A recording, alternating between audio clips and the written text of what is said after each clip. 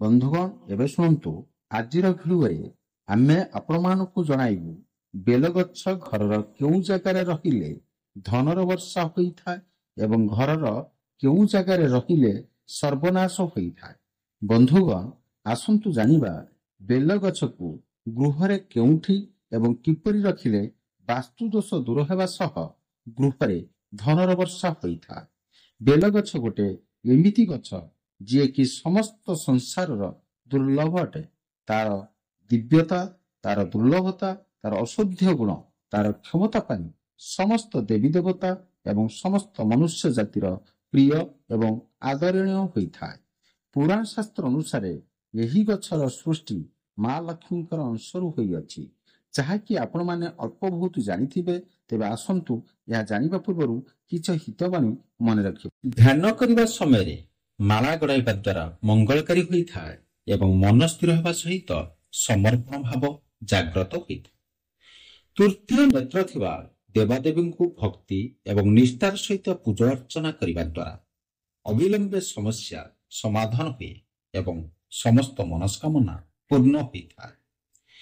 ସମସ୍ତ ଶୁଭ କାର୍ଯ୍ୟରେ କିମ୍ବା ମାଙ୍ଗଳିକ କାର୍ଯ୍ୟରେ ସ୍ୱସ୍ତିକ ଚିହ୍ନ ଅଙ୍କନ କରିବା ଉଚିତ। ଏହା ଅତ୍ୟନ୍ତ ଶୁଭ ହେବା ସହିତ ମାତା ଲକ୍ଷ୍ମୀଙ୍କର କୃପା ଦୃଷ୍ଟି ପଡ଼ିଥାଏ। ମହୋଦଧି ଅଥବା ସମୁଦ୍ରରେ ସ୍ନାନ କରିବା ଦ୍ୱାରା ଶୁଭ ଏବଂ ମଙ୍ଗଳକାରୀ ହେବା ସହିତ ପାପତାପ ନଷ୍ଟ ହୋଇଥାଏ। ପାଣିରେ କେବେ ବି ମଳତ୍ୟାଗ ବା ମୂତ୍ରତ୍ୟାଗ କରିବା ଉଚିତ ନୁହେଁ, ଏହା ଅମଙ୍ଗଳକାରୀ ହୋଇଥାଏ ଏବଂ ମୃତ୍ୟୁ ପରେ କୁକୁର ଜନ୍ମ ପ୍ରାପ୍ତ ହୋଇଥାଏ। ମନେ ରଖନ୍ତୁ ଦର୍ଶକ ବନ୍ଧୁ, ଉତ୍ତର ଦିଗକୁ କେବେ ବି ମୁଣ୍ଡ କରି ଶୋଇବା ଉଚିତ ନୁହେଁ, ଏହା ଅଶୁଭ ହୋଇଥାଏ ଏବଂ ମସ୍ତିଷ୍କର ଶକ୍ତି କ୍ଷଣ ହୋଇଥାଏ। ଦିନରେ କେବେ ବି ଶୋଇବା ଉଚିତ ନୁହେଁ, ଏହା ଅଶୁଭ ହେବା ସହିତ ଆୟୁ କ୍ଷଣ ହୋଇଥାଏ ଏବଂ ପାଚନ ଶକ୍ତି ଦୁର୍ବଳ ହୋଇଥାଏ। ବନ୍ଧୁ, ଛିଡ଼ା ହୋଇ କେବେ ବି ପରିସ୍ରା କରିବା ଉଚିତ ନୁହେଁ, ଏହା ଅମଙ୍ଗଳକାରୀ ହୋଇଥାଏ ଏବଂ ଅଣ୍ଡକୋଷ ପ୍ରଭାବିତ ହୋଇଥାଏ। ପିନ୍ଧୁଥିବା ଗଞ୍ଜି କିମ୍ବା ଗାମୁଛା ଚିରିଗଲେ କେବେ ବି ସିଲାଇ କରି ପିନ୍ଧିବା ଉଚିତ ନୁହେଁ, ଏହା ଅଶୁଭ ହୋଇଥାଏ ଏବଂ ଦାରିଦ୍ରତା ବୃଦ୍ଧି ହୋଇଥାଏ। ବନ୍ଧୁଗଣ, ଏ ପର୍ଯ୍ୟନ୍ତ ଆପଣମାନେ ଯଦି ଭିଡ଼ିଓକୁ ଲାଇକ୍ କରିନାହାନ୍ତି, ପ୍ଲିଜ ଭିଡ଼ିଓକୁ ଲାଇକ୍ କରିଦିଅନ୍ତୁ ଏବଂ ଚ୍ୟାନେଲରେ ନୂଆ ଥିଲେ ଚ୍ୟାନେଲକୁ ସବସ୍କ୍ରାଇବ କରିଦିଅନ୍ତୁ। ପ୍ରତ୍ୟେକ ଦିନ ପ୍ରାପ୍ତ ଭୋଜନ କରିବା ପୂର୍ବରୁ 7ଟି ତୁଳସୀ ପତ୍ର ଖାଇବା ଦ୍ୱାରା ମଙ୍ଗଳକାରୀ ହୋଇଥାଏ ଏବଂ ଶରୀରର କ୍ଳାନ୍ତି ବୃଦ୍ଧି ହେବା ସହିତ ରୋଗମୁକ୍ତ ହୋଇଥାଏ।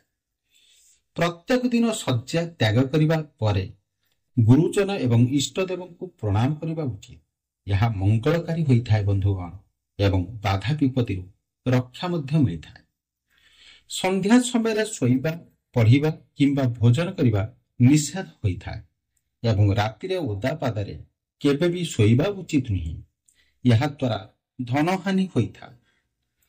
ଭଲ ରୋଜଗାର କରିବା ପରେ ବି ଯଦି ଧନ ସଞ୍ଚୟ ହୋଇପାରୁନଥାଏ, ତେବେ ଶନିବାର ଦିନ କଳା କୁକୁରଙ୍କୁ ରୁଟିରେ ସୋରିଷ ତେଲ ଲଗାଇ ଖାଇବାକୁ ଦେଲେ ଧନ ସଞ୍ଚୟ ବୃଦ୍ଧି ହୋଇଥାଏ। ସପ୍ତାହକୁ ଥରଟିଏ ସମୁଦ୍ର ଲୁଣ ପାଣିରେ ପକାଇ ଘର ପୋଛିବା ଦ୍ୱାରା ଅଶୁଭତା ଦୂର ହୋଇଥାଏ ଏବଂ ପରେ ଅଳି ଝଗଡ଼ା ହୋଇନଥାଏ।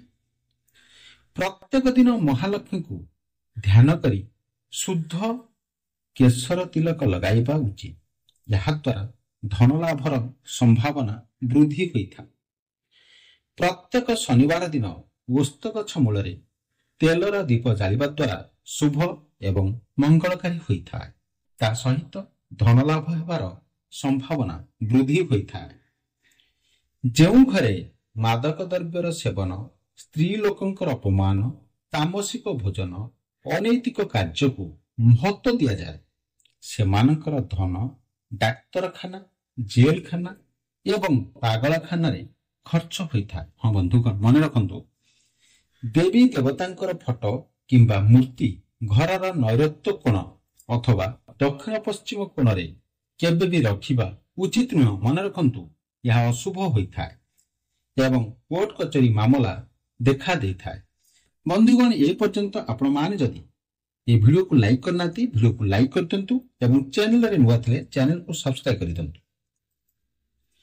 ବ୍ରାହ୍ମ ମୁହୂର୍ତ୍ତ କିମ୍ବା ସନ୍ଧ୍ୟା ସମୟରେ କେବେ ବି ଘରେ ଝାଡୁ ମାରିବା ଉଚିତ ନୁହଁ। ମନେ ରଖନ୍ତୁ, ଏହା ଅଶୁଭ ଏବଂ ଅମଙ୍ଗଳକାରୀ ହୋଇଥାଏ। ସକାଳୁ ଉଠିବା ପରେ ମୁହଁ ନ ଧୋଇ କେବେ ବି ଚାହା ପିଇବା ଉଚିତ ନୁହେଁ। ଏହା ଅଶୁଭ ଏବଂ ଅମଙ୍ଗଳକାରୀ ହୋଇଥାଏ। ହଁ ବନ୍ଧୁଗଣ, ରାତିରେ କେବେ ବି ଭାତ, ଦହି କିମ୍ବା ଛତୁଆ ଖାଇବା ଉଚିତ ନୁହେଁ। ଏହା ଅଶୁଭ ହେବା ସହିତ ଆର୍ଥିକ ସଙ୍କଟ ଦେଖା ଦେଇଥାଏ। ଏହା ମାନିଲେ ଆପଣମାନଙ୍କର ନିଶ୍ଚିନ୍ତ ମଙ୍ଗଳ ହେବ ଏବଂ ଦୁଃଖ ପାର ହେବ।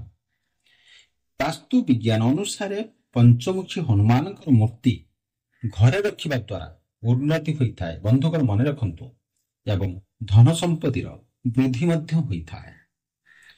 ଘରେ ଦୌଡୁଥିବା ଧଳା ଘୋଡାର ମୂର୍ତ୍ତି ଘରେ ରଖିବା ଦ୍ୱାରା ଶୁଭ ହୋଇଥାଏ ଏବଂ ସ୍ୱାମୀ ସ୍ତ୍ରୀ ମଧ୍ୟରେ ଉତ୍ତମ ସମ୍ପର୍କ ବୃଦ୍ଧି ହେବା ସହିତ ସୁଖ ସମୃଦ୍ଧି ପ୍ରାପ୍ତ ହୋଇଥାଏ। ହଁ ବନ୍ଧୁଗଣ, ନିଶ୍ଚିତ ରୂପରେ ଏହା ମାନିଲେ ଆପଣମାନଙ୍କର ମଙ୍ଗଳ ହେବ। ବାଛୁରୀକୁ କ୍ଷୀର ଦେଉଥିବା କାମଧେନୁ ଗାଈର ପିତ୍ତଳ ମୂର୍ତ୍ତି ଘରେ ରଖିବା ଦ୍ୱାରା ଅତ୍ୟନ୍ତ ଶୁଭ ହୋଇଥାଏ ଏବଂ ସନ୍ତାନର ପ୍ରାପ୍ତି ହେବା ସହିତ ମାନସିକ ଶାନ୍ତି ପ୍ରାପ୍ତ ମଧ୍ୟ ହୋଇଥାଏ। ଦୁଇଟି ହଂସର ମୂର୍ତ୍ତି ଘରେ ରଖିବା ଦ୍ୱାରା ଶୁଭ ହୋଇଥାଏ ଏବଂ ଦାମ୍ପତ୍ୟ ଜୀବନ ସୁଖମୟ ହେବା ସହିତ ଧନ ପ୍ରାପ୍ତିର ସମ୍ଭାବନା ବୃଦ୍ଧି ହୋଇଥାଏ। ଘରେ ହାତୀର ପିତ୍ତଳ ମୂର୍ତ୍ତି ରଖିବା ଦ୍ୱାରା ଶୁଭ ହୋଇଥାଏ ଏବଂ ସ୍ୱାମୀ ସ୍ତ୍ରୀଙ୍କର ମତଭେଦ ଦୂର ହେବା ସହିତ ଘରେ ସୁଖ ସମୃଦ୍ଧି ଏବଂ ଐଶ୍ୱର୍ଯ୍ୟ ବୃଦ୍ଧି ହୋଇଥାଏ। ହଁ ବନ୍ଧୁଗଣ, ମାମାନେ ଏହାକୁ ନିଶ୍ଚିନ୍ତ ରୂପରେ ମାନନ୍ତୁ, ଆପଣମାନଙ୍କର ମଙ୍ଗଳ ହେବ। ପିଲାଙ୍କ ପଢିବା ଘରେ ଶୁଆ ଚିତ୍ର ଲଗାଇବା ଦ୍ୱାରା ଶୁଭ ହୋଇଥାଏ ଏବଂ ଏକାଗ୍ରତା ବୃଦ୍ଧି ହେବା ସହିତ ପାଠ ପଢିବାରେ ପିଲାଙ୍କର ମନ ଲାଗିଥାଏ। ଶୋଇବା ଘରେ ହିମାଳୟର ଚିତ୍ର ଲଗାଇବା ଦ୍ୱାରା ଶୁଭ ହୋଇଥାଏ। ହଁ ବନ୍ଧୁଗଣ, ଏବଂ ମନରେ ଶାନ୍ତି ଅନୁଭୂତି ଆସିବା ସହିତ ପ୍ରସନ୍ନତା ପ୍ରାପ୍ତ ହୋଇଥାଏ। ଘରର ଡ୍ରଇଂ ରୁମରେ ଉତ୍ତର ପୂର୍ବ ଦିଗରେ ଆକ୍ୱାରିୟମ ରଖିବା ଦ୍ୱାରା ଶୁଭ ହୋଇଥାଏ ଏବଂ ଘରେ ସୁଖ ସମୃଦ୍ଧି ବୃଦ୍ଧି ହୋଇଥାଏ। ଘରର ଡାଇନିଂ ଟେବୁଲ କେବେ ବି ମୁଖ୍ୟ ଦ୍ୱାର ସମ୍ମୁଖରେ ରଖିବା ଉଚିତ ନୁହେଁ କିମ୍ବା ମୁଖ୍ୟ ଦ୍ୱାରକୁ ଦେଖାଯିବା ଅନୁଚିତ ହୋଇଥାଏ।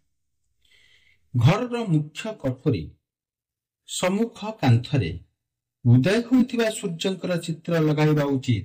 ଏହାଦ୍ୱାରା ଭାଗ୍ୟ ଉଦୟ ହୋଇଥାଏ ଏବଂ ସଫଳତାର ପ୍ରାପ୍ତ ହୋଇଥାଏ।